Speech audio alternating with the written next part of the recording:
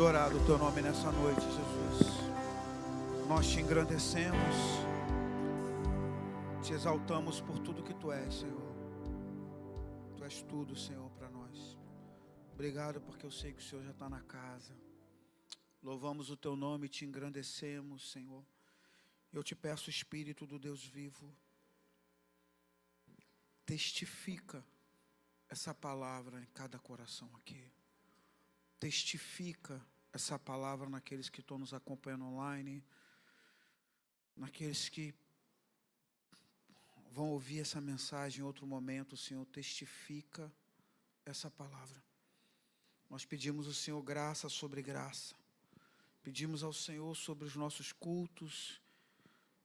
No sul de Minas, toma nas Tuas mãos. Aqui em Roça Miranda, toma nas Tuas mãos. Que a mesma graça que está sobre esse lugar, Senhor, esteja sobre os Teus servos. Toma o pastor Max, que vai ministrar a palavra em Ponte Segura.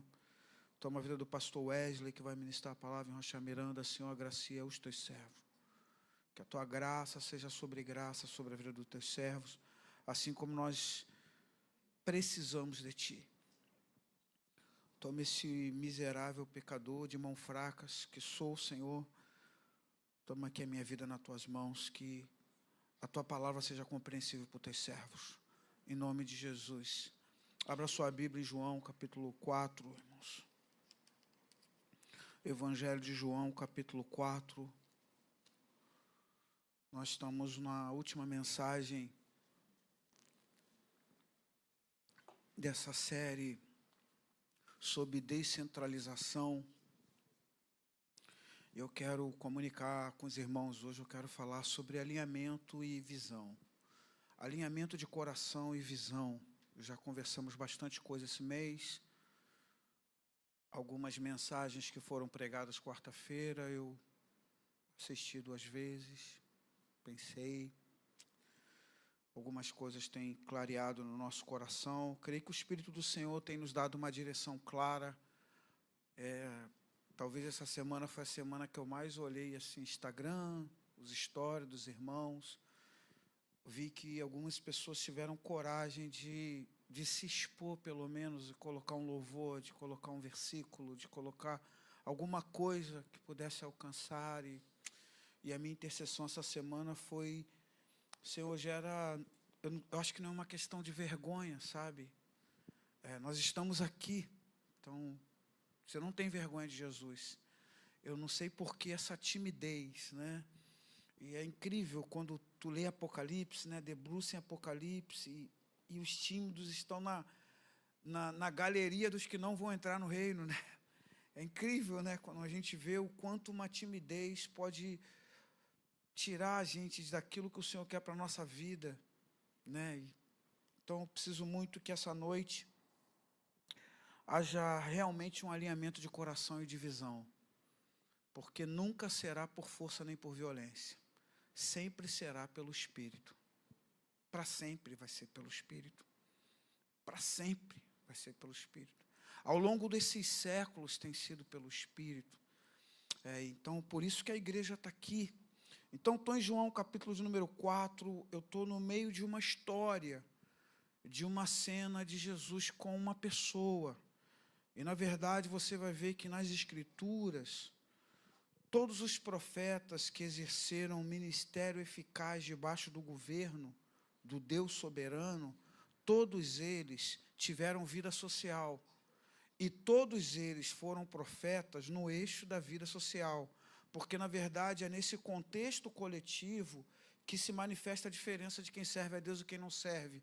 Então, todo o ministério terreno de Jesus foi aonde as pessoas estavam. Entende? Talvez um dos maiores problemas que nós temos, não só aqui em Resplendor da Glória, mas vamos falar de nós, é que a gente perdeu a noção de que ser um crente cheio do Espírito Santo, aonde as pessoas estão, não é você ser cheio do Espírito Santo aqui. Entende? Entende? Você entende isso? Se você fosse de fato e de verdade, se a nossa necessidade fosse ser só cheio do Espírito Santo aqui, aqui seria um lugar de tanto contentamento que talvez a gente confundiria as coisas, como aconteceu com aquela igreja primitiva em Atos, que eles acharam assim, o fogo está aqui, o poder está aqui, a unção está aqui, e eles perderam a missão, perderam totalmente a visão. Então nós sabemos, pelas Escrituras, que a graça que carregamos, ela vai se manifestar lá onde as pessoas se divertem. É isso mesmo que eu estou falando. Lá onde as pessoas estão se divertindo. Lá onde as pessoas talvez estejam se embebedando. Lá onde as pessoas estão nutrindo as intrigas e as fofocas, as discórdias. Lá onde as pessoas que estão sempre fazendo análise da vida do outro. É lá naquele lugar que a luz vai resplandecer nas trevas. E que nessa noite bendita isso fique muito claro. Eu estou vendo as pessoas ficaram tão analíticas de tudo que elas estão analisando a igreja que ela deveria ser, e elas estão analisando a igreja como se ela não fizesse parte da igreja, e talvez seja o sujo falando do mal lavado. Mas esse mês o Senhor nos deu direção, e quando o Senhor nos dá direção, eu sou pai, e eu sei que as maiores posturas de autoridade que eu exerci como um pai, foi dentro daquilo que eu ensinei. Porque você tem autoridade quando você ensina. Então, se tem uma coisa que eu tenho aprendido com a paternidade de Deus, é que o Senhor não tem requerido de mim coisas que Ele não me ensinou. Justamente o campo da obediência é justamente um campo cheio de coisas compartilhadas para que você obedeça. Você não é jogado num campo de obediência daquilo que você não sabe. Você é obediência àquilo algo que foi estabelecido. Então, aquilo que é relação nossa com o Pai. Então, há uma conversa aqui com a mulher que nós conhecemos como samaritana, e há um susto dos discípulos, há uma preocupação dos discípulos, e é essa conversa aqui que eu quero trocar com vocês hoje, verso de número 31, não da mulher samaritana, mas o parênteses que Jesus para conversar com os discípulos, que eles conseguem pensar tão longe da vontade do Pai, que eles pensam que naquela hora era hora de comer. Eles estavam tão longe, eles estavam tão fora de visão, que eles estão confusos sobre como é que a gente vai comer agora, como a gente vai almoçar agora. E eu estou no texto, palavra do Senhor, verso de número 31, diz assim: enquanto isso, os discípulos lhe rogavam, mestre, come. Ele, porém, lhes disse, uma comida tenho para comer, que vós não conheceis. Então os discípulos diziam uns aos outros, será que alguém lhe trouxe comida? Jesus lhe disse, a minha comida é o quê, irmãos? Ei, Jesus. A minha comida é fazer a vontade daquele que me enviou e realizar a sua obra. Não dizeis, ainda há 4 meses para a colheita? Eu vos digo, erguei os vossos olhos e vede os campos, já estão brancos para a colheita. O que colhe recebe desde já o seu salário. Desde já ceifa o fruto para a vida eterna. E assim se regozijam tanto o semeador como o que colhe. Pois é verdadeiro ditado, um é o semeador e outro é o que colhe. Eu vos enviei a colher aonde o que, irmãos? Onde não plantastes. Outros trabalharam. Outros fizeram o que, irmãos? O evangelho não chegou até aqui barato, não. Outros trabalharam. E vós, o que, irmãos? O que acontece com Zé Carlos, crentão no século 21? Eu só estou usufruindo. Eu só estou usufruindo. O que acontece com você, crentona? Você só está usufruindo. O que acontece com você, crentão? Só está usufruindo. Pode se assentar. Por quê, pastor? porque outros trabalharam. Eu, por exemplo, não cheguei aqui há 2000 anos atrás, não. Eu cheguei aqui no Evangelho há 30 anos atrás. E quando eu cheguei aqui, há 30 anos atrás, a igreja ela estava vivendo o momento do louvor congregacional. A tribuna, a plataforma, que antes só podia ter um púlpito, que é isso aqui, agora tinha bateria, guitarra, baixo, violão. Pessoas podiam subir e ficar aqui. E aí o culto tinha um dinamismo de palmas, tinha um dinamismo de expressões. As coreografias na igreja estavam começando. E quando parávamos para ouvir, os que tinham começado antes, eles diziam, aqueles que conheceram a Cristo, por exemplo, no trânsito da década de 70, ter um instrumento no altar era como se fosse uma aberração. Algumas igrejas de tradição, elas tinham um órgão, o máximo um órgão no altar. O máximo, um órgão no altar. E se acreditava que para sempre seria daquela forma. E aí vem o coração jovem, né? E começa a entender que podia ser outras canções fora da harpa e do cantor cristão, que podia confeccionar canções, e nesse coração, uma provocação de mudança, e nós vamos vendo o Espírito do Senhor conduzindo a igreja séculos e séculos, séculos e séculos. Então nós estamos aqui usufruindo. Nós estamos aqui o quê, irmãos? Isso aí. E nós corremos o risco de não deixar nada para essa geração de criança que acabou de sair desse altar agora. Deles crescerem e eles não terem nada para usufruir. Porque para que haja uma geração lá na frente usufruindo, tempo de colheita, uma geração tem que semear.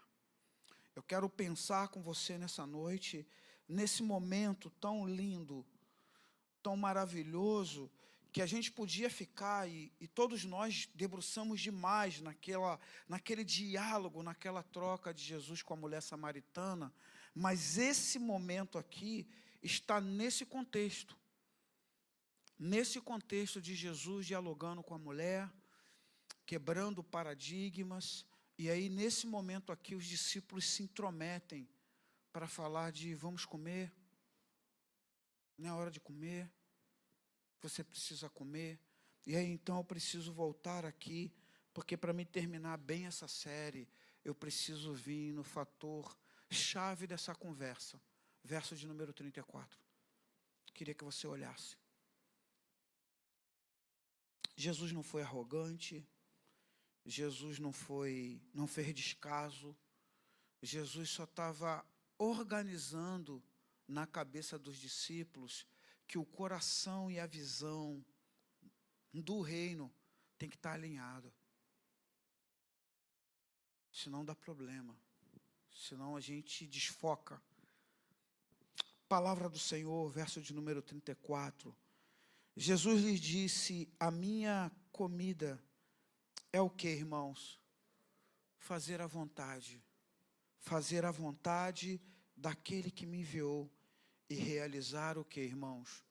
Então, a necessidade existencial, comida, a necessidade existencial, comida, Jesus definiu como fazer a vontade do Pai. Jesus fala assim, a necessidade existencial aqui, nesse momento, é você fazer a vontade daquele que te enviou. Essa é a dinâmica. E essa conversa, ela é tão ampliada. Eu queria que você abrisse muito rápido Efésios capítulo 5, eu não vou expor a carta de Paulo aos Efésios, isso seria um prazer. Nem estou pregando um sermão temático, então não vou ficar andando versículo para lá, versículo para cá. Isso também seria um prazer. Mas eu quero que você guarde o que o Espírito do Senhor tem tratado conosco acerca de João capítulo 4. E para isso eu queria que você entendesse que essa palavra que eu coloquei como uma palavra de ligação, uma palavra-chave de Jesus com os discípulos, o quanto ela tem peso para nós, que é a vontade de alguém que rege. Então, estamos em Efésios capítulo 5, eu vou ler aqui na nossa tradução de base, que é a contemporânea, mas eu vou ler em outras traduções. Palavra do Senhor, vou ler diretamente, vou voltar ao contexto, vou ler o verso 17, mas eu vou ler o verso 15 para ficar fácil. Nosso verso é o 17, para compreensão ampliada de como a igreja desenvolveu o assunto centrado na vontade de alguém soberano. Palavra do Senhor. Portanto, vede prudentemente como andais, não como insensatos, mas como sábios, aproveitando bem cada oportunidade, porque os dias são maus. Pelo que não sejais insensatos, mas entendei qual seja o que, irmãos? Isso. Na tradução, verso de número 17, na tradução The Way, não haja como pessoas sem juízo, mas procurem entender o que o Senhor quer que vocês façam. Na nova versão transformadora, não hajam de forma compensada, mas procurem entender a vontade do Senhor. Na tradução judaica completa, não sejam tolos, tentem entender qual é a vontade do Senhor. Na tradução, a mensagem, não se descuidem, tentem entender o que o Senhor quer de vocês. Na tradução, nova versão internacional, portanto, não sejam insensatos, mas procurem compreender qual é a vontade do Senhor. Na tradução King James, portanto, não sejais faltos de juízo, mas buscai compreender qual é a vontade do Senhor. Olha o grito de Paulo e como ele conversa com os ensinamentos de Jesus, pela expressão que ele usa, não sejais insensatos, porque isso aqui é uma ordem.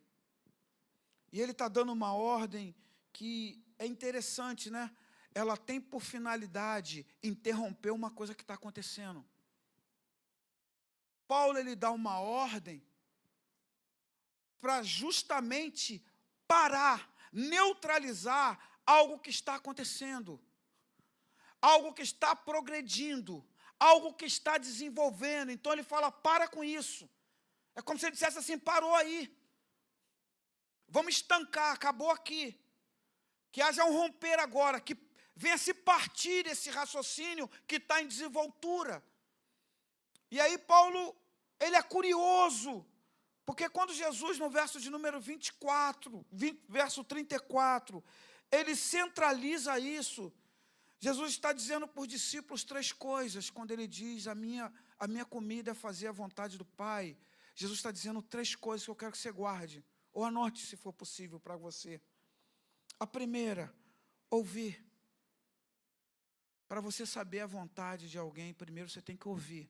Primeiro você tem que o quê, irmãos? Ouvir. Eu entendo que é muito difícil você obedecer à vontade do Senhor, se você não ouve o Senhor. A insistência de Apocalipse, aquelas 7 igrejas, é tão clara. Jesus falando diretamente àquelas igrejas, ele fala aos anjos da igreja, para transmitir, aquilo ali é tão claro. E as 7 igrejas, há uma palavra em comum, há uma frase em comum. Quem tem ouvidos, ouça o que o Espírito está dizendo à igreja. Como você vai obedecer à vontade se você não ouve? Então, quando Jesus fala de a minha comida e a minha bebida é fazer a vontade do Pai. Antes de qualquer coisa, Jesus está falando de obedecer, de ouvir, depois submeter, depois o que, irmãos? Se submeter e depois executar. Quando você sabe a vontade e quando você opera dentro disso, que você está consciente, essas três coisas estão... É como se estivesse no liquidificador sendo batida. Elas estão entrelaçadas. Ouvir, se submeter e executar. Você sabe que é a vontade. A vontade, ela está estabelecida no teu coração. Quando a vontade do Senhor está estabelecida no teu coração, é porque você ouviu e se submeteu. Você não questionou. É importante a palavra se submeter, porque quando o Senhor estabelece coisas, por exemplo, o profeta Isaías tinha quase 25 anos de ministério como profeta. O Senhor fala para ele, tira a tua roupa e anda nu. Ele um dia foi escriba, ele andava com vestes reais, ele já teve que abrir mão disso para andar com uma roupa simples de um profeta. 25 anos depois, profetizando, entrando e saindo, carregando um oráculo, o Senhor fala para ele, tira a tua roupa e anda nu. Quantos anos ele andou, irmãos? Oi? 3 anos.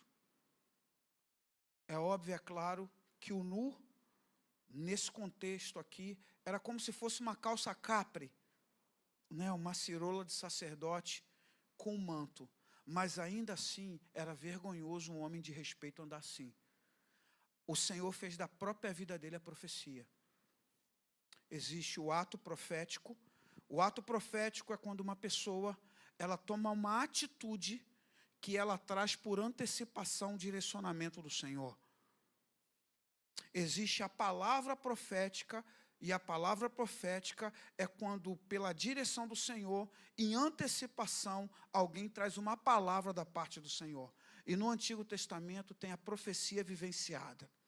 A profecia vivenciada, o Senhor fez do próprio servo a mensagem. Isso aconteceu com Ezequiel, por isso ele pediu a sua esposa. O texto vai dizer, estou falando da vontade de Deus, que Ezequiel estava ali pregando, e o Senhor falou para ele, a tua palavra para eles é igual canção de amores.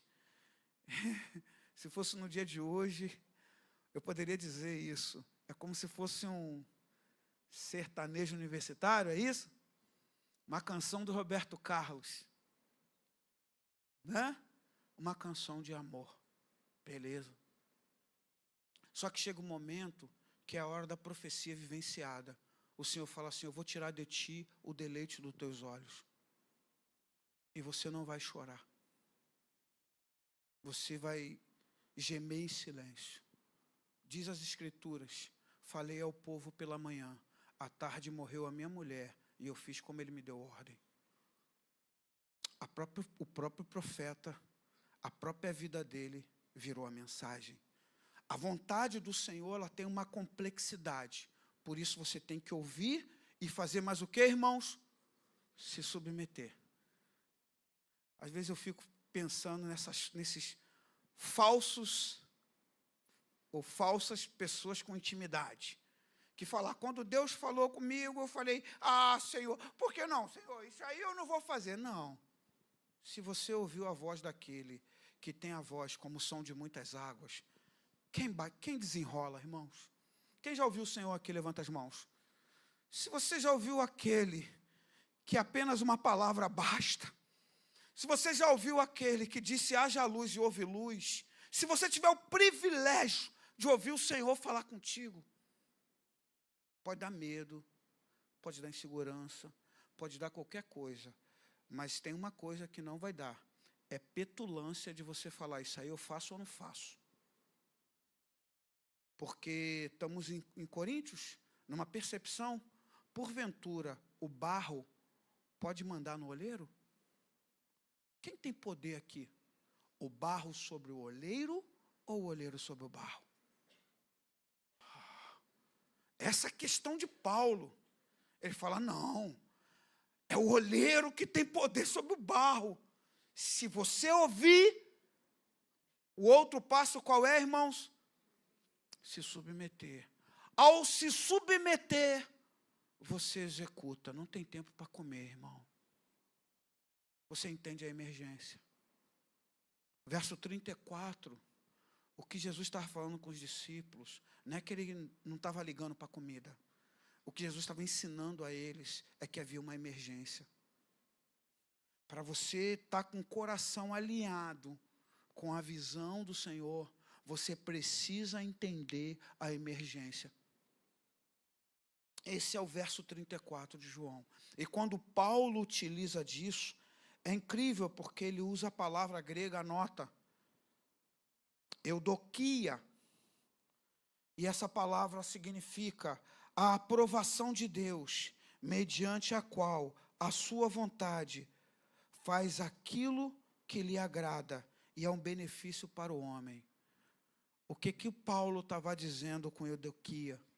Paulo está dizendo, procura saber qual é a vontade do Senhor. É aquilo que agrada o Senhor e que no final quem é beneficiado é você. Olha isso. O maior beneficiado quando eu vivo a vontade do Senhor sou eu mesmo e as pessoas que estão no meu entorno. Quando Jesus fala assim, a minha comida e a minha bebida é fazer a vontade daquele que me enviou, quem foi beneficiado com Jesus na cruz aqui, levanta as mãos. Quem foi beneficiado com Jesus morrendo na cruz aqui, levanta as mãos. Eudokia. Você se apropria de uma vontade do soberano e que você agrada a Ele naquilo que Ele quer, e o maior beneficiado é o ser humano, é o homem. Você sabe o que é isso? Se você passar um tempo com uma pessoa cheia do Espírito de Deus, pode não ter a melhor comida no prato, pode não ter os melhores momentos, mais agradáveis aos olhos, mas você é enriquecido de uma forma inexplicável. É incrível, cara. É incrível o quanto... Eu sei que a gente está num momento de falta de sensibilidade, que a gente separou, né? A gente não sabe separar reino e amizade, né? E aí, dentro do reino, o Senhor nos conferiu amigos, que deveriam ser amigos do reino. Por que isso?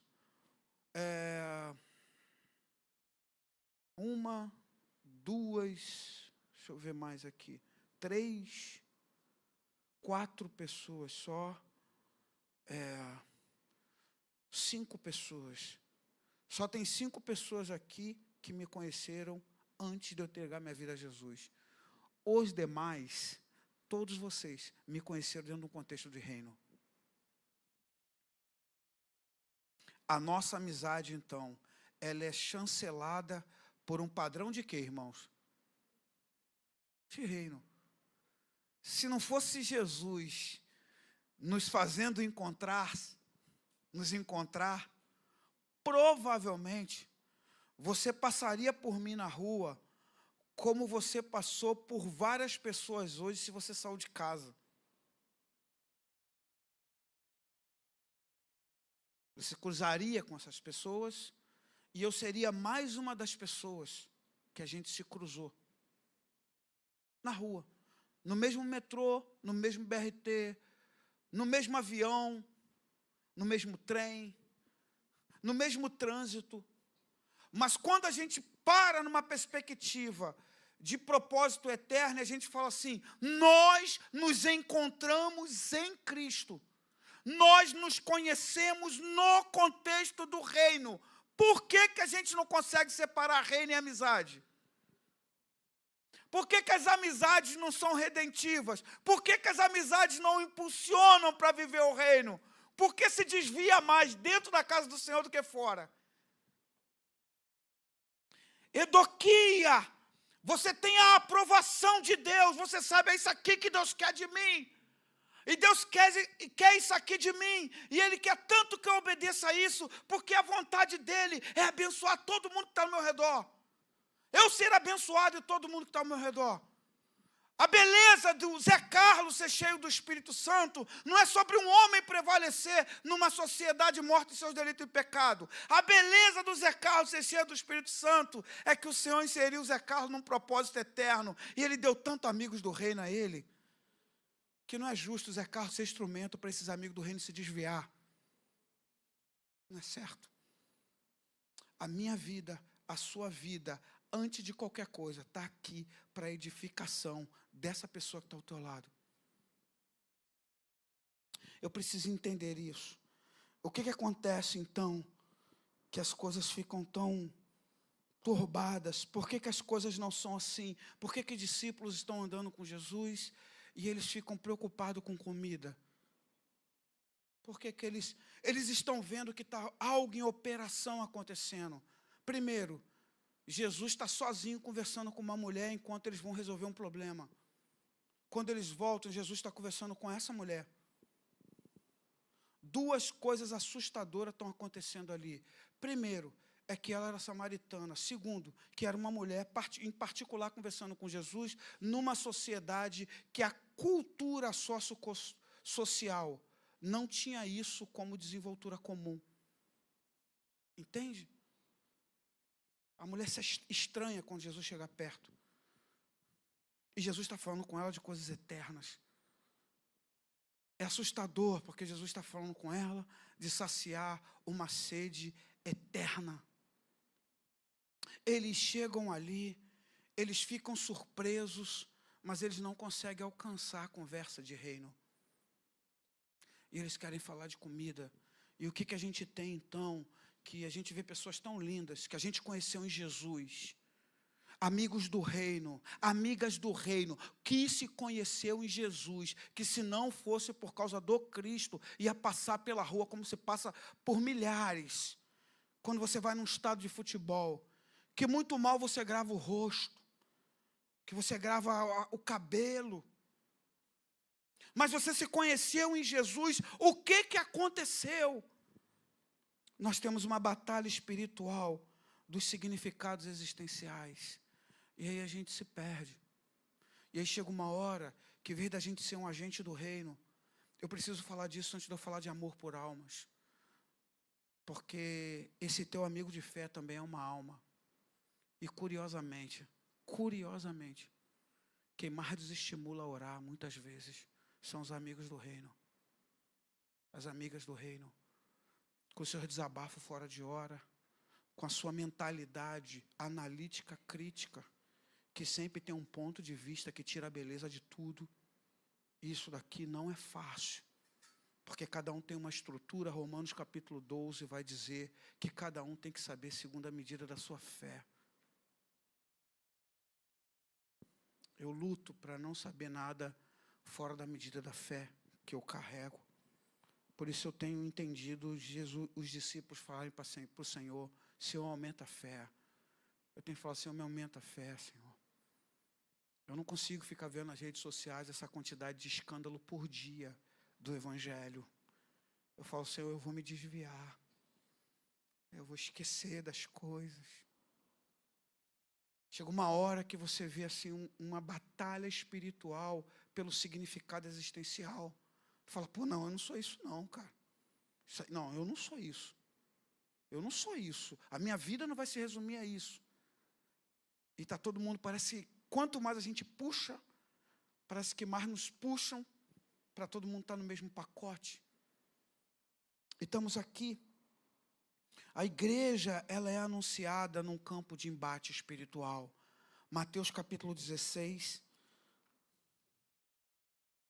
Você vai ver que é incrível, né? Jesus anda com os discípulos e isso aqui é a primeira vez que a igreja é mencionada. E eu vou te mostrar um texto que a igreja vai ser colocada como uma nação substituta. Eu quero dizer uma coisa para você, que a igreja nunca foi o plano B de Deus. Porque o Senhor não trabalha com plano B. A igreja faz parte do plano A. Entende? Quando alguém que Ele chamou vira as costas. Então Deus nunca vai levantar pessoas no teu lugar. Deus só não vai deixar de cumprir o propósito dele porque você não quis. Quem entendeu isso aqui, levanta as mãos. Quer que eu te repito isso? Deus nunca vai levantar alguém no teu lugar. Deus só não vai frustrar os propósitos eternos dele porque você não quis. Eu vou ler um texto e eu vou mostrar para você que a igreja é uma nação substituta. Então nós não estamos aqui para tapar buraco. Nós estamos aqui debaixo de um propósito eterno. Que seria com Israel se eles tivessem se posicionado. Entende? Então começa pela batalha espiritual, só para a gente entender esse embate. Capítulo número 16, verso 13. Vou ler e vou andar, irmãos. Chegando Jesus à região de Cesareia de Filipe, perguntou aos seus discípulos: quem dizem aos homens ser o Filho do Homem? E responderam: uns dizem João Batista, outros Elias e outros Jeremias, ou um dos profetas. E perguntou-lhes ele: e vós, quem dizes que eu sou? Simão Pedro respondeu: tu és o Cristo, o Filho do Deus vivo. E respondeu-lhe Jesus: bem-aventurado és tu, Simão, filho de Jonas, pois não foi carne e sangue quem te revelou, mas meu Pai que está nos céus. E também eu te digo que tu és Pedro, e sobre esta pedra edificarei a minha igreja, e as portas do inferno não prevalecerão contra ela. Eu te darei as chaves do reino dos céus. Tudo o que ligares na terra será ligado nos céus, e tudo o que desligares na terra será desligado nos céus. Então ordenou aos seus discípulos que ninguém dissessem que ele era o Cristo.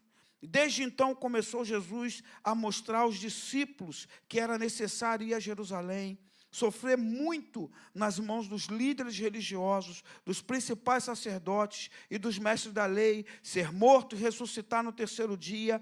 Pedro, chamando-o à parte, e começou a repreendê-lo, dizendo: Senhor, tem compaixão de ti, isso nunca te acontecerá. Ele, porém, voltando-se, disse a Pedro: para trás de mim, Satanás, tu me serves de pedra de tropeço, não compreendes as coisas que são de Deus, e sim as que são do quê, irmãos?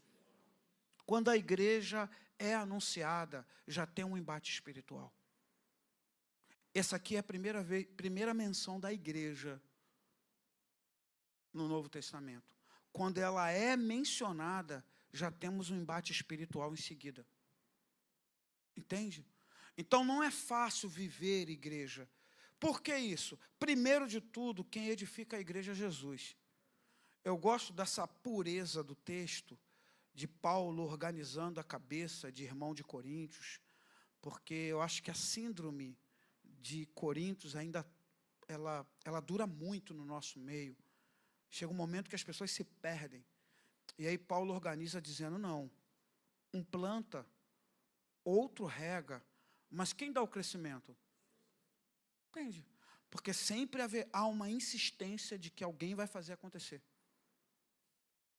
E essas coisas são tão danosas para o reino, elas trazem tantos danos no reino.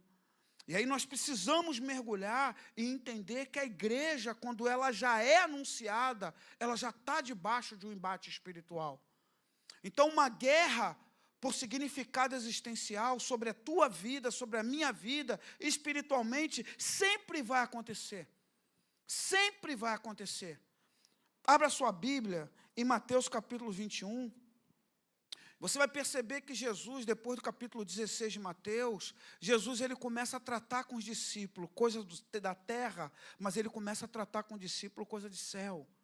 Para que isso? Para que o discípulo aprendesse a transitar no mundo espiritual, a batalhar no mundo espiritual.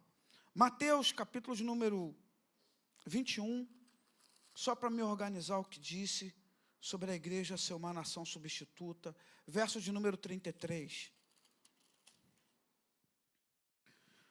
Diz assim: ouvi outra parábola, havia um proprietário que plantou uma vinha, colocou ao seu redor um muro, construiu nela um lagar e uma torre, e arrendou-os a uns lavradores e ausentou-se do país.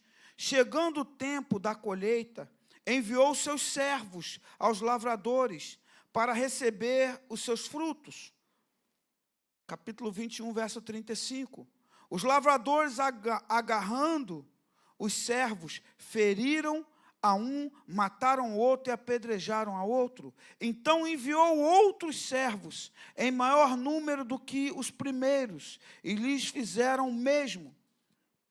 Por último, enviou-lhes seu filho, dizendo: respeitarão a meu filho. Os lavradores, porém, vendo o filho, disseram entre si: esse é o herdeiro. Vinde, vamos matá-lo e nos apoderar da sua herança. Assim agarraram-no, arrastaram-no para fora da vinha e o mataram. Portanto, quando vier o dono da vinha, que fará aqueles lavradores? Vamos até o verso 46. E responderam-lhe: destruirá de maneira horrível esses perversos e arrendará a vinha a outros lavradores, que no devido tempo lhe entregue o que, irmãos? Os frutos. E disse-lhe Jesus: nunca leste nas Escrituras a pedra que os edifica, do que os construtores rejeitaram, essa se tornou a pedra angular? O Senhor fez isso e é maravilhoso aos nossos olhos. Portanto, eu vos digo que o reino de Deus vos será tirado e será entregue a um povo que produza os seus frutos. Aquele que cair sobre essa pedra se despedaçará, mas aquele sobre quem ela cair será reduzido a pó. Os principais sacerdotes e os fariseus, ouvindo essas parábolas, entenderam que ele falava a seu respeito. Procuraram prendê-lo, mas tiveram medo da multidão, porque o povo o considerava como o quê, irmãos? Jesus, ele vem e ele fala assim: tá bom, há uma graça ofertada para vocês, mas vocês vão fazer isso, mas a obra não vai parar. Vai ser levantado um outro que vai dar os seus frutos. Essa aqui é a igreja. Você foi levantado para dar os frutos que Israel não deu. Que quem não deu, irmãos? Não precisa ficar com medo não, irmãos. Israel não deu. A igreja é uma nação substituta dentro do propósito eterno. É por isso que, para o contexto da escatologia, Israel é como se estivesse num sono. A grande tribulação é o despertar de Israel. Não é o despertar da igreja. É o despertar de quem, irmãos? Então, essa dispensação, esse período de sono, esse espaço de tempo, é chamada de dispensação da graça, ou dispensação eclesiástica, ou governo do Espírito Santo. Qual dispensação você está, irmãos? É da graça, é o governo do Espírito Santo. Você tem que dar fruto. Nessa estação, nós estamos aqui para dar frutos. Vê a batalha espiritual por esse significado existencial. Nessa estação, não é para você ficar rico. Nessa estação, não é para você viajar 3 vezes por ano de cruzeiro. Nessa estação, é para você dar fruto. E frutos que permanecem, que são almas. Embora você vai viajar de cruzeiro, embora você vai descansar no resort, embora você vai num bom restaurante comer uma comida e provar um prato diferente, sempre foi assim. O Senhor nunca foi cruel com o seu povo. Por isso, o povo da aliança teve como promessa uma terra que mana leite.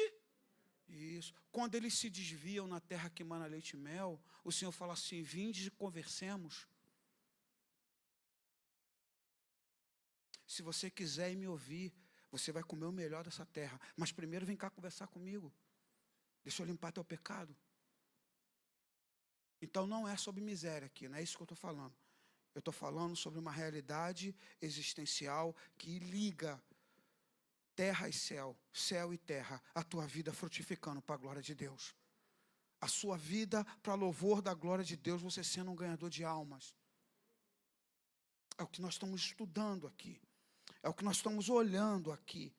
Porque essa igreja que é erguida assim, estamos em João capítulo 4, ela precisa ter um coração alinhado e uma visão alinhada. Porque se não tiver um coração, uma visão alinhada, você começa a se... Né, gente? Não tem coisa pior quando o conforto fica traiçoeiro. Não é assim? O sofá está quebrado, dá dor nas costas, a mola do colchão ela já está quebrada. Venderam para você com uma mola ensacada que ia durar 50 anos. Só durou 10. Já está começando a dar dor nas costas. Quando você bota aquele colchãozinho ortopédico novo, com as molinhas novas.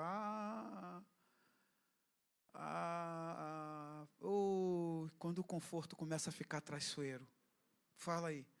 Você senta no sofá e fala, poxa, o sofá me abraçou. Quando tu estiver com alguém, que essa pessoa falar, outro dia eu estava no gabinete com as 3, 4 pessoas, e a pessoa falou, pô, pastor, esse sofá me abraçou. Só fiquei pensando, falei, ih, caraca, nada que eu conversar aqui ela vai entender. Ela está pronta para dormir, está pronta para descansar, o conforto. A gente sabe que o conforto é bom, mas ele pode virar traiçoeiro. Quem conhece pessoas que já se perderam na bênção aqui, levanta as mãos. Pô, eu conheço um monte. Tu vê que tem pessoas que parecem que elas carregam a síndrome da moenda, porque elas só funcionam na oração quando elas passam muita prova. Não é assim? Elas só lê a Bíblia quando está na escassez, cara. Ih, rapaz, tem que passar, né, irmão? Eu acho que até levantar essa cultura de Deus botar no leito, que era isso aqui se levantou no tempo da santidade castradora. Na santidade castradora, estou falando da transição da década de 90 para a década de 2000, o ensino teológico de santidade castradora, ele carregava algumas palavras que não era só de intimidação, ela te neutralizava. Então é assim, irmão, tem que vigiar, senão Deus pesa a mão em você, Deus bota no leito, hein? Pô, tu tinha medo entendeu? Tudo tu falava, pô, Deus vai me botar no leito. Um Deus carrasco severo era apresentado, porque esse aqui era um tempo de uma santidade castradora. E a gente olha, a gente sabe as consequências disso, né, irmãos? Meu Deus, foi tragédia. Mas em João capítulo de número 4, quando a gente chega nesse momento, é muito íntimo. Eu aprendi a olhar textos íntimos quando eu fiz uma pesquisa sobre o livro de Salmos, e um autor ele fez uma definição de que se você quisesse conhecer a história de Israel, você tinha que fazer estudos sobre Juízes, Josué, Juízes, Rute, Samuel, os reis, as crônicas. Mas quando você quisesse conhecer o coração de Israel, você tinha que estudar os Salmos. E aí esse autor ele fazia uma advertência. Assim que você entrar para estudar o coração de Israel, respeite. Então, quando você está perto de um texto que é coisa íntima, você tem que dar um máximo de atenção. Muita atenção. Esse momento aqui não é uma brincadeira, é uma conversa muito íntima. Quando Jesus sair daqui, ele vai ganhar uma cidade inteira. Quem já leu João 4, levanta as mãos. Pô. Quando Jesus voltar a fazer o que ele estava fazendo, que ele define como a vontade do Pai, ele vai ganhar uma cidade toda. Uma cidade toda vai crer nele. Então esse momento aqui é um momento delicado. Não é um momento para fanfarrão, querer usar de performance. É um momento delicado. E por ser um momento delicado, então, ele me complica e te complica. Porque eu posso ouvir, me submeter e executar a partir desse ensinamento. Ou eu posso me transformar num omisso consciente. Então, ele é um momento delicado. Ele é um momento assustador. Porque Jesus não joga a conversa fora. Jesus fala para eles, vocês têm que ver, os campos estão brancos, pronto para a ceifa. E daqui a pouco ele ganha uma cidade inteira e comprova para eles, está vendo como o campo estão branco? Só que você tem que ir. Você tem que estar onde as pessoas estão. Você tem que ir lá, onde as pessoas se divertem, mas você não pode se lambuzar no mesmo melado. A pessoa foi na Cracolândia. Eu tenho uma dificuldade com essas coisas. O pastor tem um trabalho estabelecido dentro de uma comunidade do Rio de Janeiro, alta periculosidade, que tem uma Cracolândia estabelecida já há algumas décadas. E o pastor tem um trabalho efetivo lá. Tem aquela turma que lidera a equipe junto com ele, e tem as pessoas que querem ir para ver. Porque existem as pessoas que vão evangelizar, existem as pessoas que vão lá para ver como se evangelizam, e existem as pessoas que só querem se distrair. Não dá para você definir quem é quem, a não ser quando você transita num lugar de batalha espiritual desse nível, e você vê quem cai primeiro. Quem tem menos resistência para ficar de pé no campo dessa batalha. E a irmã, quis fazer parte do trabalho, primeira semana que ela foi, e que é vaso usado e tal, e o pastor conteve ela. A orientação era, tem um determinado lugar, que é o fluxo do uso, naquele determinado lugar não vai ninguém. Não vai ninguém. Porque se tem uma coisa que é muito estranha, mas que acontece se a pessoa foi alcoólatra e ela foi liberta, ela vai querer alcançar quem, gente? É sempre assim. Se a pessoa foi viciada em drogas e ela foi liberta, para quem ela quer falar? Então, geralmente, quem trabalha com essa galera pode ter certeza que já foi usuário, na sua maioria. Porque Deus te dá um amor que é incrível por isso.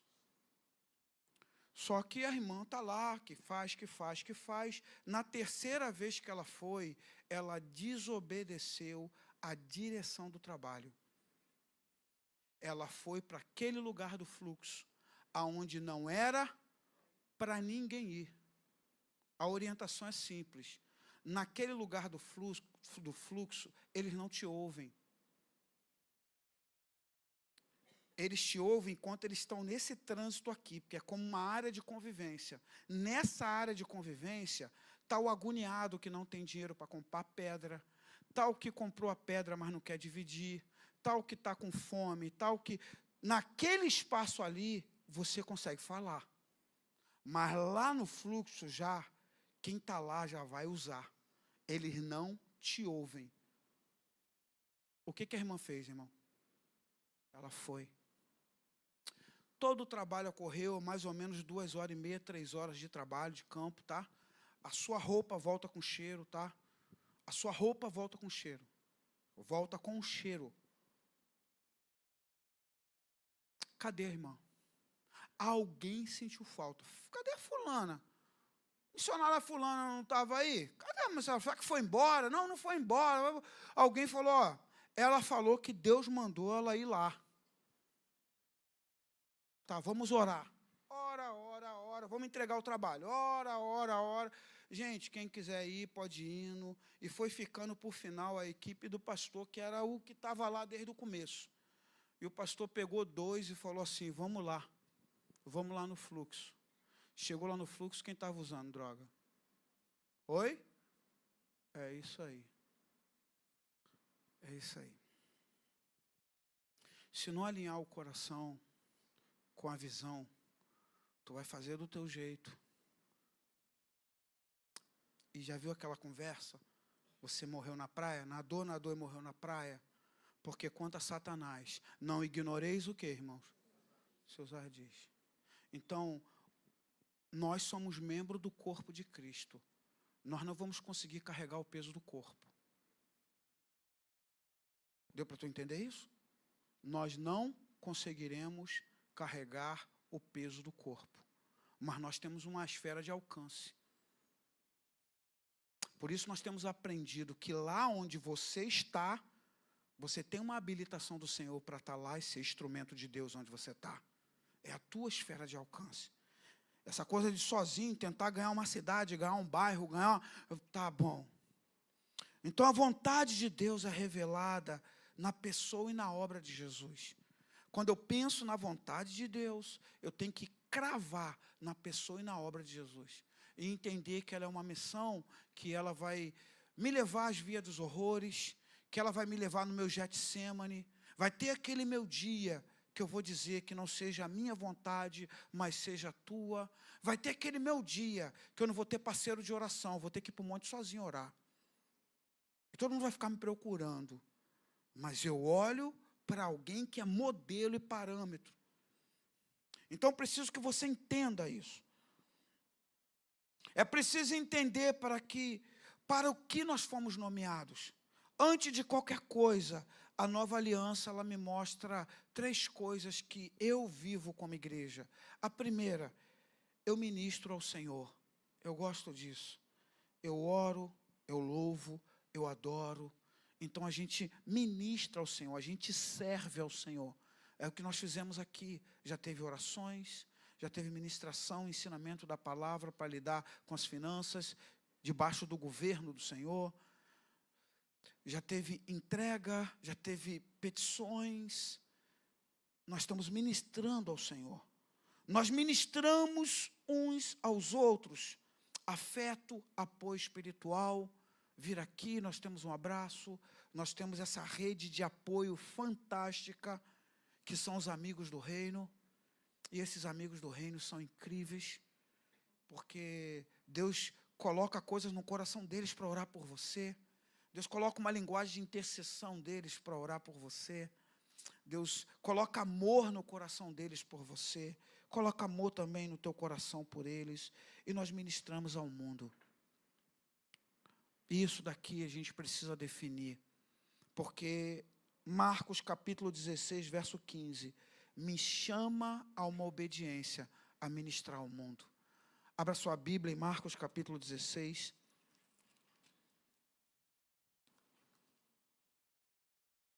Depois a gente vai para João 15, depois a gente vai para Provérbios e vamos caminhar para o final. Mas Marcos 16.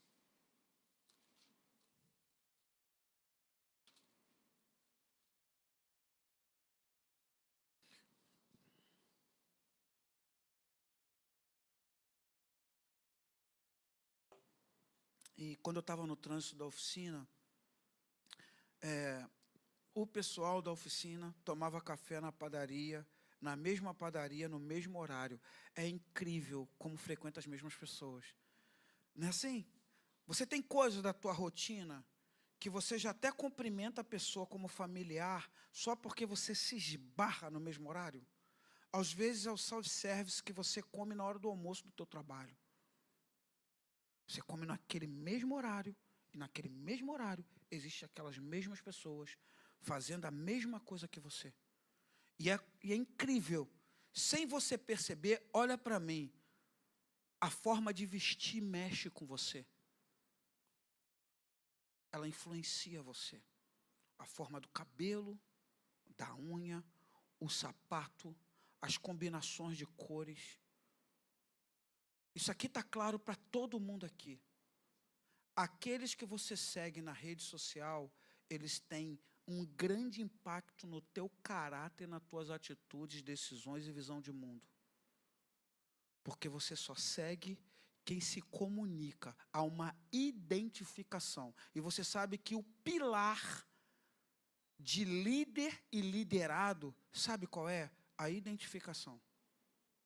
Quem você segue na rede social lidera você. Para onde está te liderando, eu não sei. Porque ele fala com você, você não fala com ele. Mas ele atravessa você. Ele gera tendências em você. Ele provoca olhar de mundo em você. Tem gente com falas estruturadas que ela não aprendeu lendo, labutando nos saberes do conhecimento. Ela pegou pronta de uma pessoa que ela segue. Isso aqui é muito sério para nós. Quando você anda com Jesus, você é discípulo de Jesus. Por isso que Paulo, quando ele fala 1 Coríntios, ele vai ter um cuidado de dizer: há muitas vozes no mundo e todas elas têm o seu significado. No primeiro século, a igreja já tinha dificuldade com vozes que traz olhar de mundo, atravessamentos, formação de caráter e princípios. Paulo fala: muitas vozes no mundo, mas todas elas têm o seu significado. E sabe o que ele pede àquela igreja? Você tem que ser menino para malícia e adulto no entendimento. Não adulto na malícia e menino no entendimento. Quem já leu isso aqui? Levanta as mãos. Beleza. Vou dar o nome da rua. Está em 1 Coríntios. Vou te dar um capítulo, um livro da Bíblia para você ler com propósito essa semana. Paulo vai dizer: olha, é o mesmo contexto, tá? Se a trombeta tocar incerta, quem se preparar para a batalha? Imagina se você é um amigo do reino, de uma pessoa, ou de um grupo de pessoas. E esse tempo, você carrega a fala.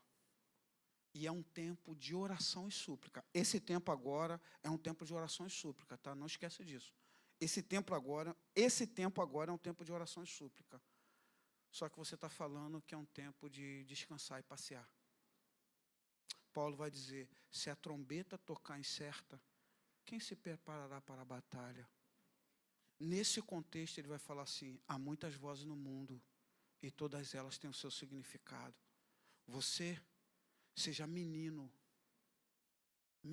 para a malícia e adulto no entendimento. Marcos capítulo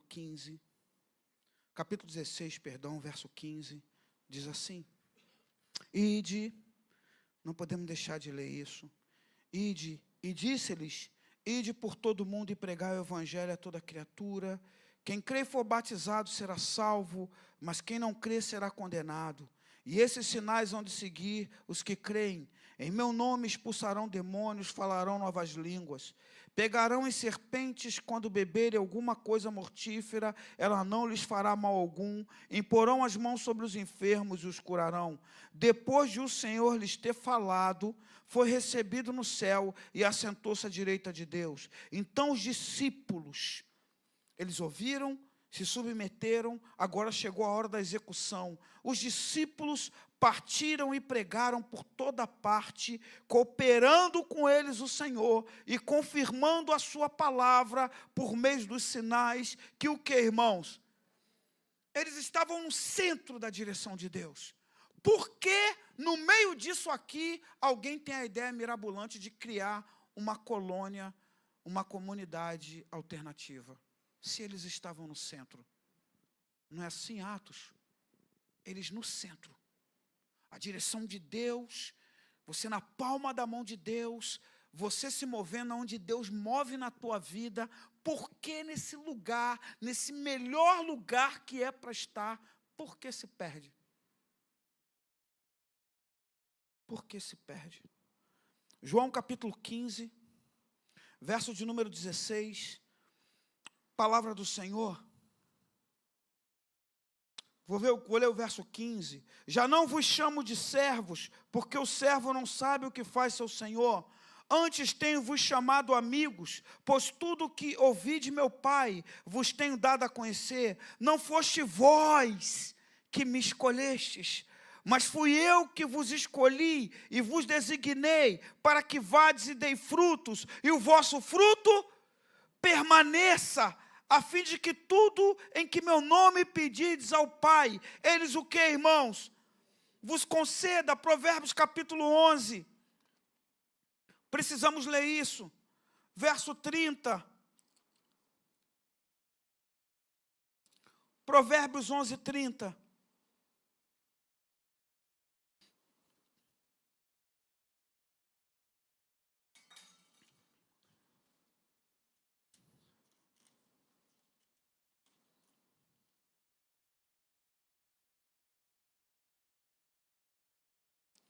Onze 30.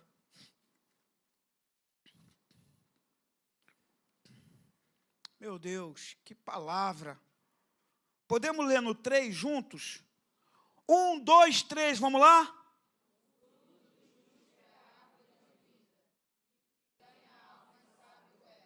Oh, meu Deus. Esse é o lugar, o trânsito existencial e de mobilidade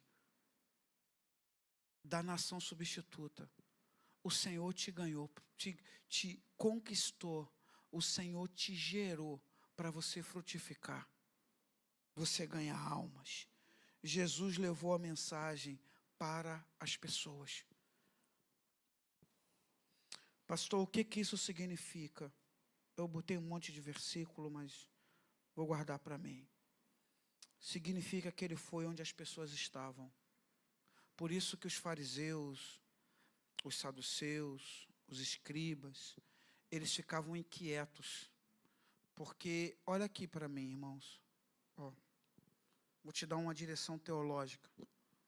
Quando Deus chama Israel, tá? Israel tem uma missão no mundo.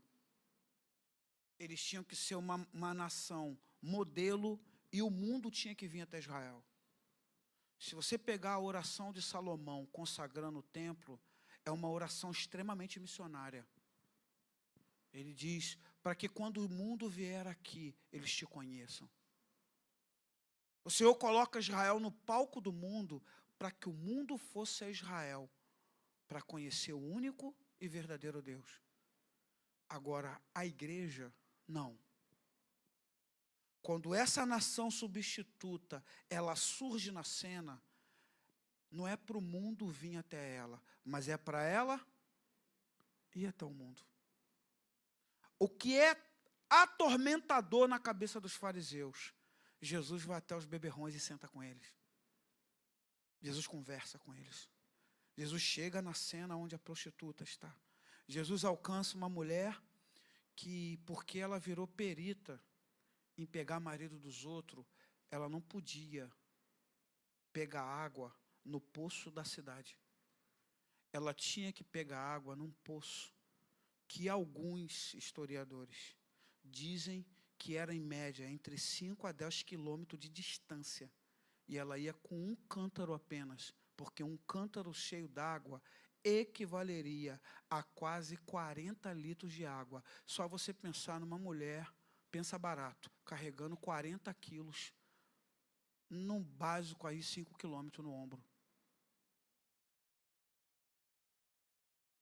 Ela era tão defamada que ela não podia pegar água no tanque da cidade, no poço da cidade. Jesus foi aonde as pessoas estavam, irmãos. Jesus foi aonde as pessoas estavam. Jesus foi onde as pessoas estavam. Pode ser que alguém aqui tenha o privilégio, tá, de trabalhar trancado num quarto sozinho, sem relação com ninguém, apenas com um computador e tudo é à distância. Tudo é à distância. A única coisa que ela tem que fazer é abrir e fechar o computador na hora certa e cumprir seu protocolo lá, seus compromissos. Mas a maioria de nós trabalha dentro de um contexto social que a nossa vida pode empaquetar. A nossa vida pode empaquetar sim, irmãos. Nós transitamos num contexto social onde as pessoas estão. Quando eu vejo esse movimento de isolamento que as redes sociais estão produzindo, tem um linguajar agora, covarde, sujo, construtor de transtornos mentais, que tem um esgotamento social, né? Como é que você fala? Chega uma hora que você não quer mais se relacionar com ninguém. Como é que fala agora? Oi? Minha bateria social acabou. Pô, beleza. E outro dia desse eu ouvi umas frases dessas, eu fiquei pensando, aonde carrega? Eu trabalho com carro. Tu pensa assim, Pedro? Quando alguém fala de bateria, eu penso na bateria do carro, eu penso que ela pode ser recarregada. Entendeu? Quando alguém fala de bateria, entendeu, pastor Paulo? A gente trabalhou com carro a vida toda, a gente pensa. ou pifou e bota a outra, ou vai lá e dá uma carga. Entende? Dá um choque. Pum! Se tiver boa, levanta. Ou então troca. E aí você fica... Eu estava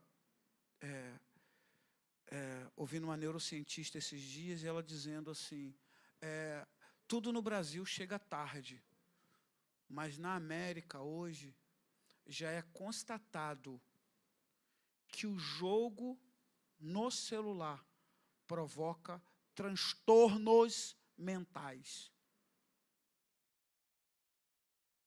E só de pensar, né, que o Brasil hoje é o segundo no mundo que mais mexe nas redes sociais, mais joga nas redes sociais. É lógico que a bateria social está fraca. Você não sabe nem mais conversar com as pessoas. Como é que é ser sal da terra e luz do mundo se você invisibiliza até as pessoas dentro da tua casa? Você ensina os teus filhos a invisibilizar você. Os teus filhos não te veem mais dentro da tua casa. E é incrível, né? Porque a maioria de nós aqui, quando ficou gestor, já falou que era do Senhor. Fez igual Ana. Fez votos, fez propósitos, fez isso, fez aquilo. Nasceu, consagrou ao Senhor. Para você ter teu tempo, você matou o que tu consagrou ao Senhor. É lógico que eu vou ter trabalho no acampamento. Essas crianças invisibiliza você como pai, fará eu como um monitor lá. É lógico. Não vou ter cansaço físico. Eu vou ter um cansaço mental de lidar com eles sem celular. Gente, pelo amor de Deus, 48 horas, né? Só 48 horas, né?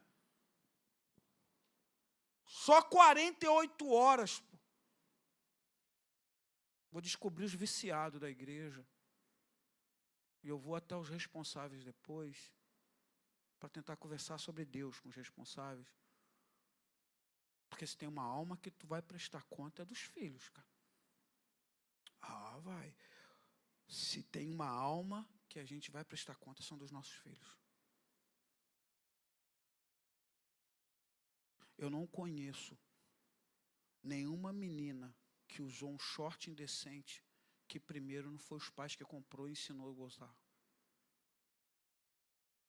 Eu não conheço nenhum menino que pegou um caminho da pornografia que primeiro não teve o pai como modelo. Não conheço. Eu estou só falando de alma, hein? Estou só falando de alma, hein? O Senhor nos chamou para dar fruto. Nós precisamos alinhar o coração com o Senhor. Porque Jesus vai nos chamar para ir onde as pessoas estão. E muitas das vezes é dentro da nossa casa. Frutificar ou ganhar almas é feito no lugar onde as pessoas estão. Quando amanhã desabafarem no teu trabalho, quando alguém reclamar que teve um final de semana horrível, e que até ela falar que foi espancada, até ela falar o que passou, ele falar o que falou, o que passou, primeiro você vai ter que dar uma abertura. Você já desabafou com alguém, você já chegou perto, você já teve momentos que você falou assim, eu queria falar. E aí você chega para falar com a pessoa e você vê que ela está sem tempo para te ouvir. Quem lutou consigo mesmo algum dia na vida, lutou consigo mesmo e conseguiu se vencer, se abriu assim, você se venceu para desabafar com alguém. E a pessoa que você escolheu, ela não tinha tempo para te ouvir. Levanta as mãos. Foi duro para você. Porque você se vence demais para falar alguma coisa para alguém. Você pensa muito, quanto mais quando você vai falar de você. Amanhã, lá no teu trabalho, lá na sua escola, lá na sua faculdade, o Senhor vai te confiar uma alma assim. Fica sensível. Porque o Senhor está te confiando uma alma. Uma alma. Vale mais que o mundo inteiro, hein?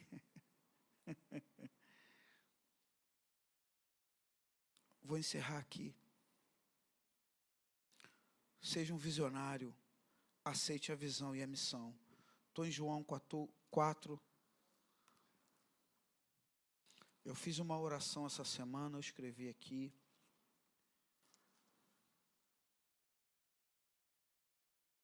E eu orei todos os dias dessa semana.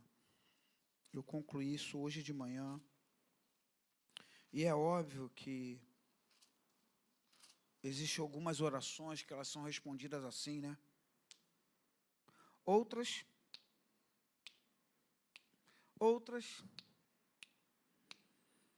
mas eu falei, Senhor, que seja pelo menos por semente essa oração. Ainda que colha quem vem depois. Mas a minha oração da semana foi essa. Cada membro de Resplendor da Glória, uma testemunha fiel do Evangelho de Jesus Cristo. Cada membro, uma testemunha fiel do Evangelho de Jesus Cristo. Orei segunda, orei terça, orei quarta, orei quinta, orei sexta, orei ontem e orei hoje de manhã. Falar, Senhor, cada aliançado em Resplendor da Glória seja uma testemunha fiel do Evangelho de Jesus Cristo. Estou em João capítulo 4, irmãos. Eu queria que você anotasse qual é a nossa missão. No domingo passado, nós falamos sobre ministros de uma nova aliança. Nós falamos e resolvemos qual é o nosso ministério. Qual é o nosso ministério, irmãos? Todos têm um ministério da reconciliação. E eu falei com tranquilidade que quem quer viver outra coisa de ministério e não vive o ministério da reconciliação nunca vai ter êxito. Se tem uma coisa poderosa no ministério da reconciliação é que ele é conteudista. Eu quero desafiar você a uma coisa. Não seja um paroleiro sobre o Evangelho. Para que esse negócio de ficar contando tua experiência para fazer as pessoas acreditar em Jesus. Prega o Evangelho. É tempo de pregar as Escrituras. É tempo de pregar só as Escrituras. Quer ensinar, ensina a pessoa o texto. Comece então a fazer isso aí que você fez, alguns de vocês fizeram essa semana. Jesus é o meu Salvador, isso é bíblico. Jesus é Salvador, é bíblico. Jesus é Senhor, é bíblico. Jesus é o remidor, é bíblico. Jesus é o libertador, é bíblico. Jesus é o ungido, é bíblico. Porque a palavra Cristo significa tudo isso. Cristo ungido, Cristo libertador, Cristo remidor, Cristo resgatador. Pode pesquisar.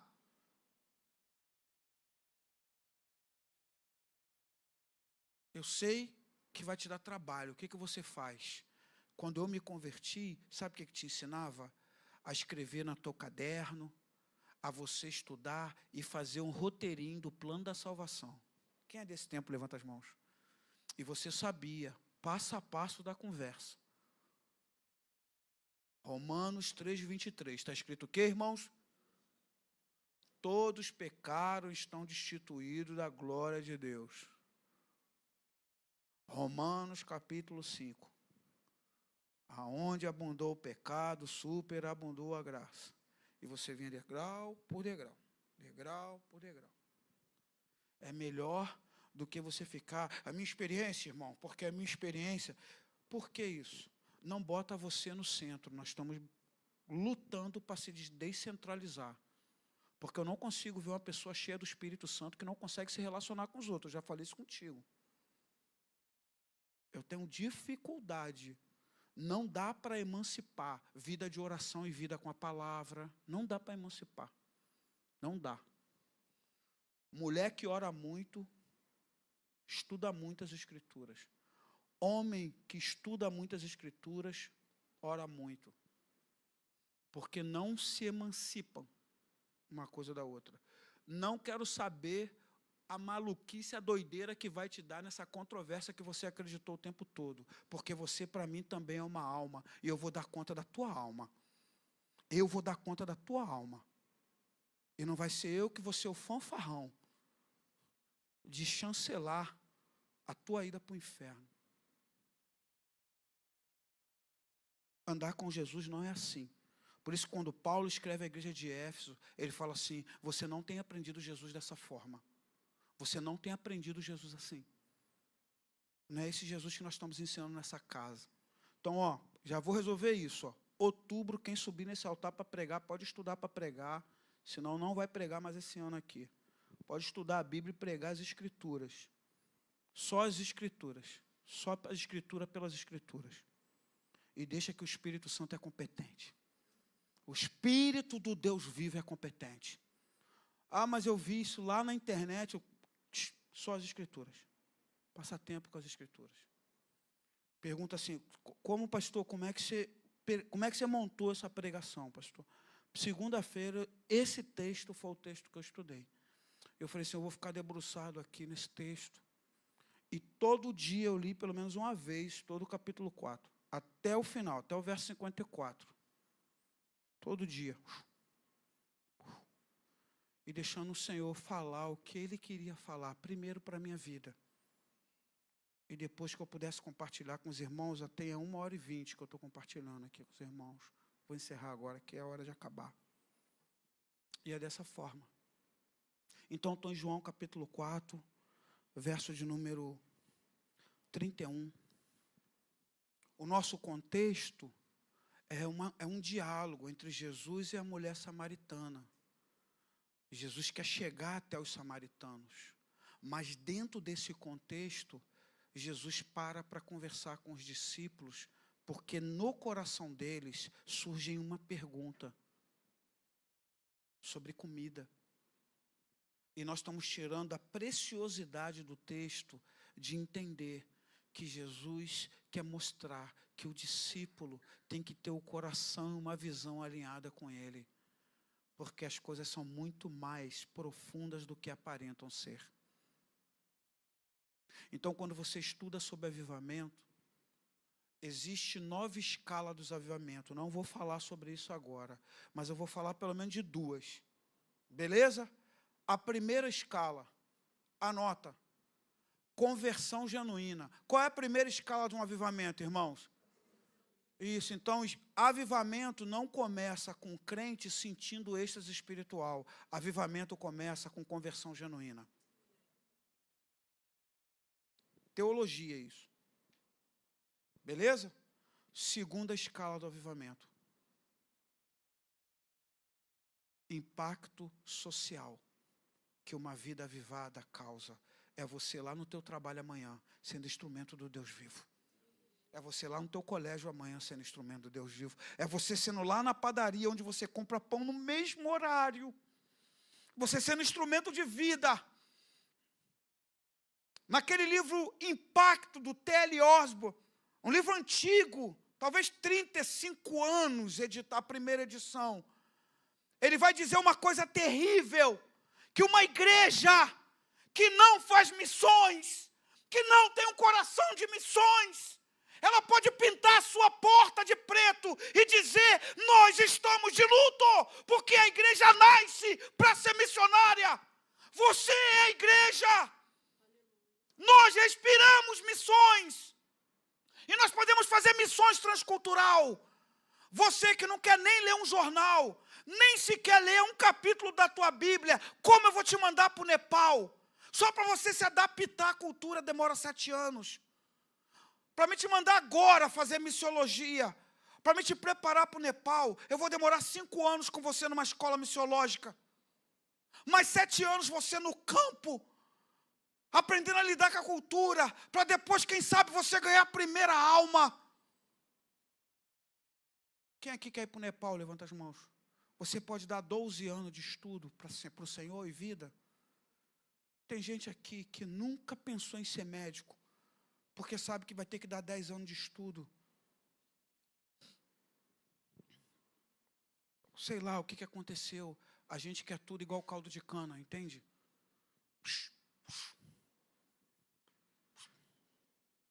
A gente quer tudo como caldo de cana. Então, missão transcultural, eu não posso contar com você. Porque, afinal de contas, você ainda não realizou teus sonhos, né? Você ainda não provou para a tua família que tu venceu, então não vai dar. Eu posso te mandar para um lugar que você não vai voltar mais. Missões. Transcultural na tua própria nação.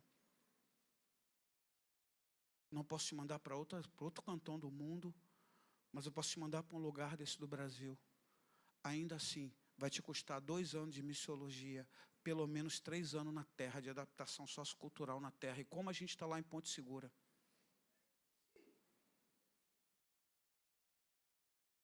Quem eu posso mandar para a ponte aqui? Levanta as mãos. Olha, pensa 50 vezes. Porque eu vou mandar agora. Então pensa, não faz voto de tolo. Quem eu posso mandar para a ponte aqui? Levanta as mãos. Para a Ponte Segura.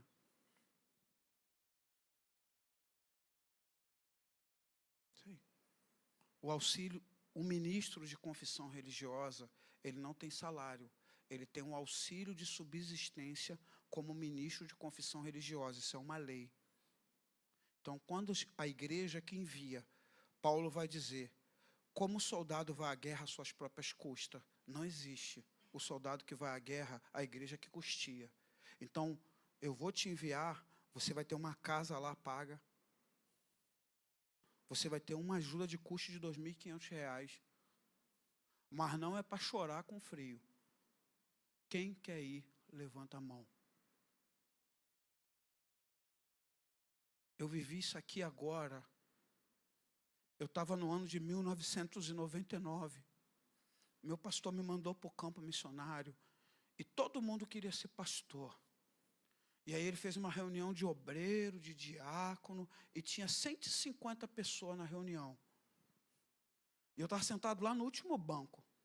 E aí meu pastor se botou a mesa, a cadeira, botou uma cadeira e falou assim, irmão, quem tem chamado pastoral aqui, levanta a mão.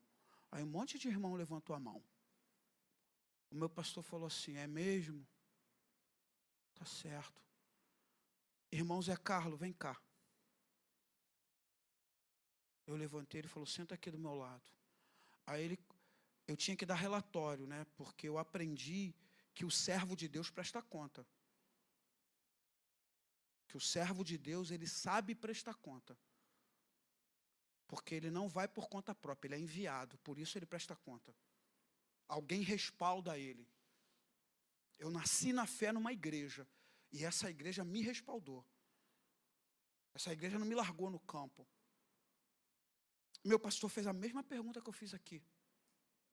E só que meu pastor disse assim, quem quer ser pastor aqui tem chamado de Deus aqui?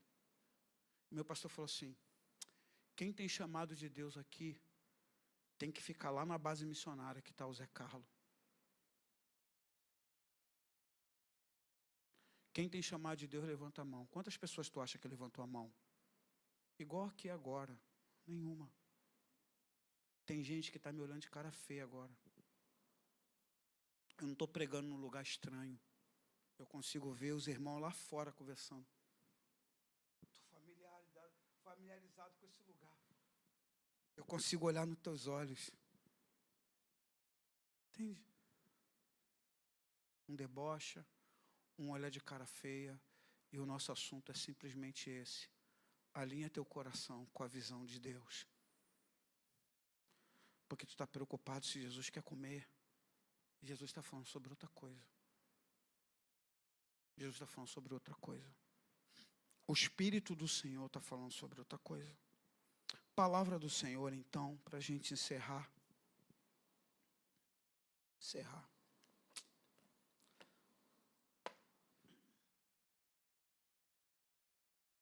E eu vou dizer uma coisa para você. Não estou indignado, eu estou feliz. Eu quero dizer para os irmãos, para as irmãs que postaram um louvor, uma frase. Eu não consegui ver de todos, eu sou meio desprendido desse negócio de rede social, mas as que eu vi, eu quero dizer para você que automaticamente eu orei por você e abençoei sua vida. Declarei bênção do Senhor sobre a sua vida. Porque receber direção e seguir direção não é fácil. Eu sei porque eu estou fazendo isso há alguns anos e quanto mais quando Deus te dá a direção e Ele não te dá direito de dar satisfação a ninguém da direção que Ele te deu, né?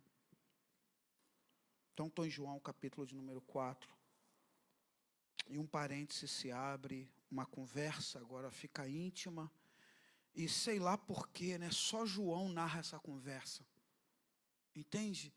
E quando você vê a desenvoltura da igreja, você fala, poxa, essa conversa foi tão preciosa, ela foi tão importante para os discípulos, resolveu tanta coisa no coração desses discípulos. Palavra do Senhor, verso de número 31. Enquanto isso, os discípulos lhe rogavam, mestre, come. Ele, porém, lhes disse, uma comida tenho para comer, que vós não o quê? Qual é a comida que é, gente? Então os discípulos não sabiam o que, irmãos?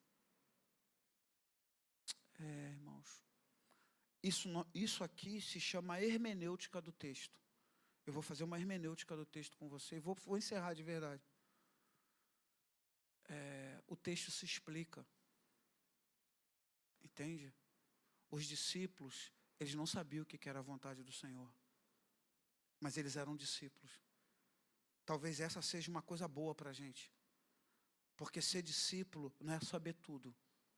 A gente pode continuar aprendendo. E nessa noite que haja aprendizado no teu coração.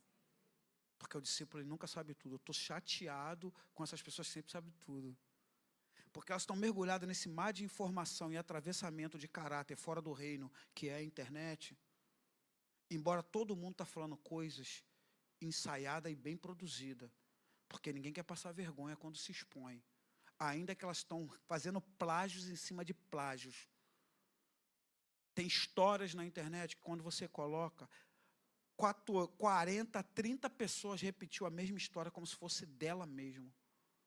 Um dos maiores fiascos é um guri aí, um adolescente aí que se deu como profeta, falando, ele reproduzindo. E aí chamou a atenção, eu estava assistindo um podcast de um pastor, e ele estava chamando a atenção do nível de plágio que tem de pessoas comunicando coisas de Deus, assim. Você viu o Hernandes Dias Lopes expor um texto, e foi muito bom, e aí você vai e expõe o texto como se fosse você. E aí outro vai ver você, porque não viu, e aí vê você, e aí ele vai e expõe como se fosse ele. E tomou uma máquina que você não dá para saber quem começou. Mas as pessoas, tendo a Bíblia em casa, a palavra de Deus que é lâmpada para os nossos pés e luz para o nosso caminho.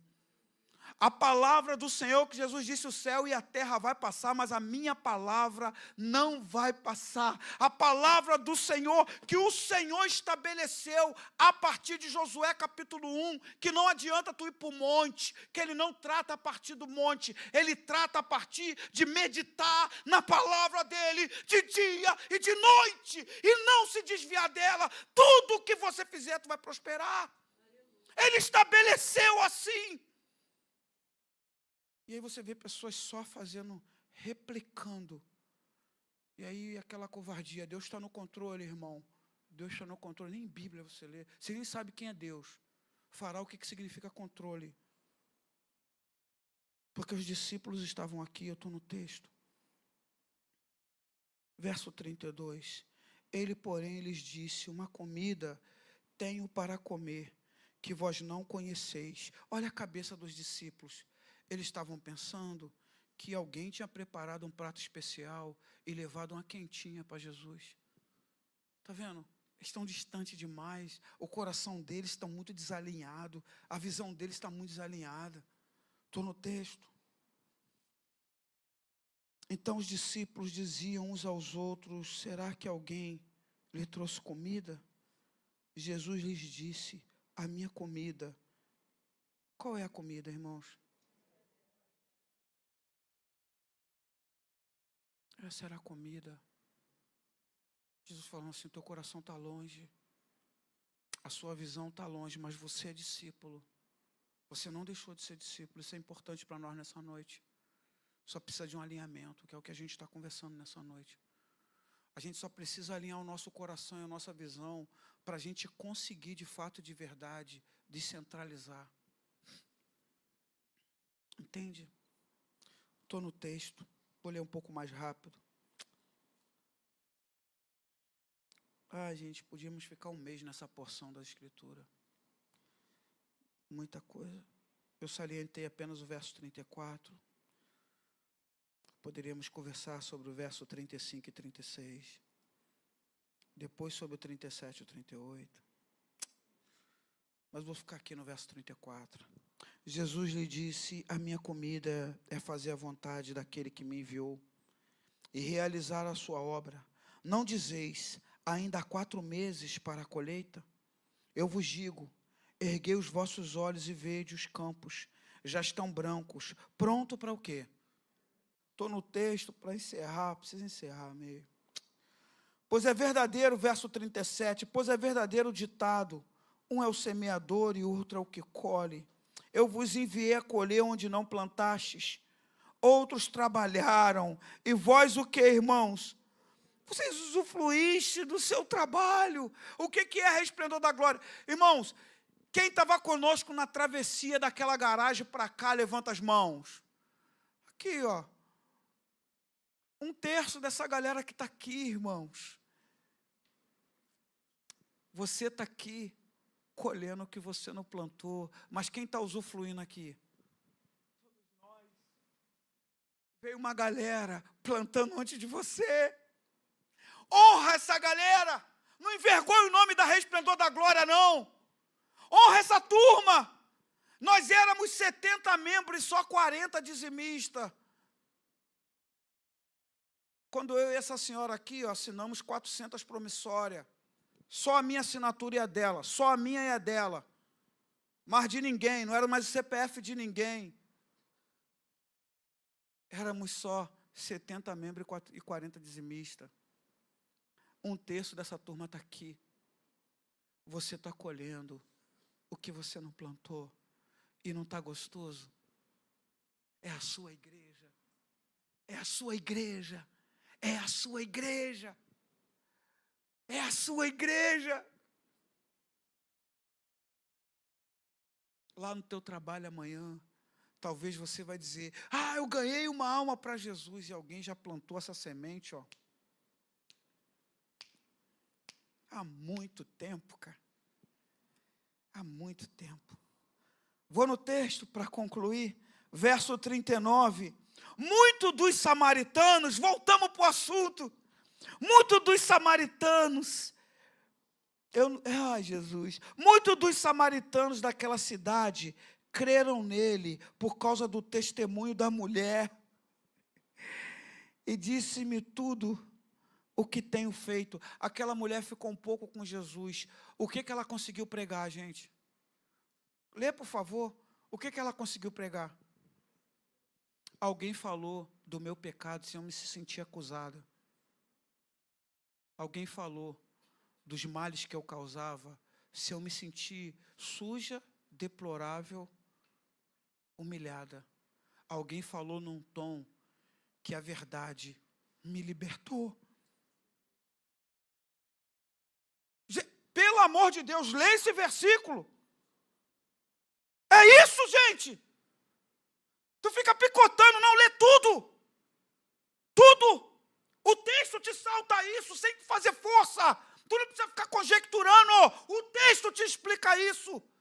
Essa mulher, ela volta para a cidade e ela fala isso. Ele me falou tudo o que eu tenho feito. Só que ela falou com um coraçãozinho gostoso. Ela não falou ofendida.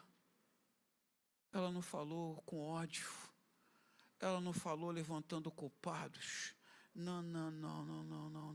Ela falou como quem encontrou Jesus o Cristo, o libertador, o resgatador, aquele que, para a glória do nome do Pai, disse: conhecereis a verdade. E a verdade faz o quê? ela te afunda de raiva? Não, ela te liberta. É o texto. O que aconteceu então, verso 40? Aproximando-se dele, os samaritanos rogaram-lhe que permanecesse com eles, e ficou ali 2 dias, por causa das suas palavras. Muito mais creram nele. Diziam à mulher: já não é pelo teu dito que nós cremos, agora nós mesmos ouvimos falar e sabemos que este é verdadeiramente o Salvador do mundo. Aonde você está, eu não vou chegar, mas você está lá. Alinha o coração com o Senhor, você está lá. A colheita, ela é tua. Quando você chega lá em Senador e você vê aquelas monte de morango, os outros, gente, tu não tem noção disso, os outros plantam 1 milhão de sementes de morango, gente. 1.500.000 sementes de morango. Tem plantação lá. Aquele corredorzão, ele é fracionado. Aqui até aqui é a tua colheita. Aqui é que você cuida. O Senhor não te entregou, talvez, todas as almas do teu trabalho, todas as almas do teu colégio, todas as almas da tua rua, todas as almas do teu bairro. O Senhor não te entregou todos.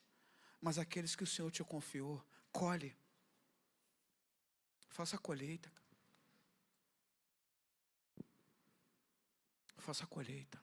Vamos ficar de pé, irmãos. Oh, Jesus, aqueles que estão de casa, que o Senhor abençoe, guarde, respalde, que essa palavra frutifique no seu coração. Os irmãos podem encerrar a transmissão aí, que Deus abençoe e honre demais vocês. Vamos orar para encerrar, irmãos. Hoje é o último domingo do mês e olha para mim, irmãos, quarta-feira eu vou subir nesse altar aqui e nós vamos fazer uma noite de intercessão e clamor mesmo.